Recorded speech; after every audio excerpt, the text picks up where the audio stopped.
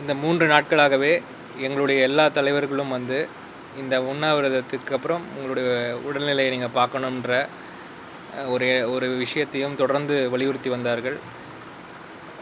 எனக்கும் வந்து அது ஒரு முக்கியமான விஷயம் என்றே தோன்றியது.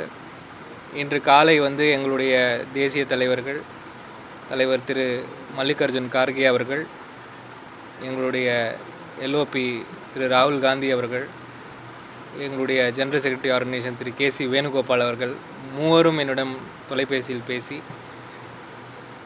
இந்த உண்ணாவிரதத்துடைய முக்கிய எண்ணம் என்னவோ அது ஈடேறியது.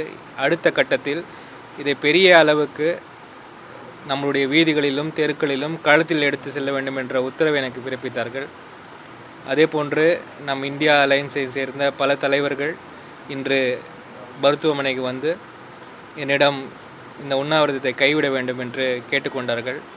மாண்புமிகு முதலமைச்சர் கூட நம்மளுடைய மெம்பர் ஆஃப் பார்லிமெண்ட் கனிமொழி அவர்களின் வாயிலாக இந்த கருத்தை தெரிவித்திருந்தார். இந்தியா அலையன்ஸை சேர்ந்த பல தலைவர்கள் திரு துரை வையாபுரி அவர்கள், திரு துரை வைகோ அவர்கள், திரு முத்தரசன் அவர்கள், திரு சண்முகம் அவர்கள், அப்புறம் வந்து நம்மளுடைய அண்ணன் திருமாவளவன் அவர்கள் தொலைபேசியில் பேசினார். பல தலைவர்கள் என்னிடம் வந்து இந்த உண்ணாவிரதத்தை கைவிட வேண்டும் என்று கூறினார்கள்.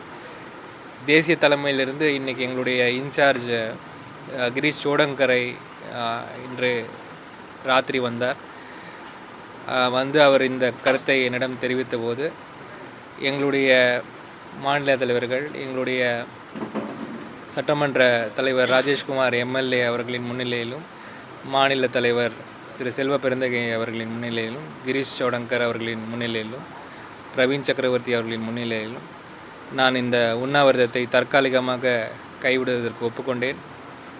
இந்த போராட்டத்தை அடுத்த கட்டமாக மாணவர் இயக்கங்களோடு, பல சமூக ஆர்வலர்களோடு, ஒருமித்த கருத்துடைய அரசியல் கட்சிகளோடு களத்தில் எடுத்து செல்ல வேண்டும் என்ற ஒரு உறுதியோடு இந்த உண்ணாவிரதத்தை நான் தற்காலிகமாக கைவிடுகிறேன்.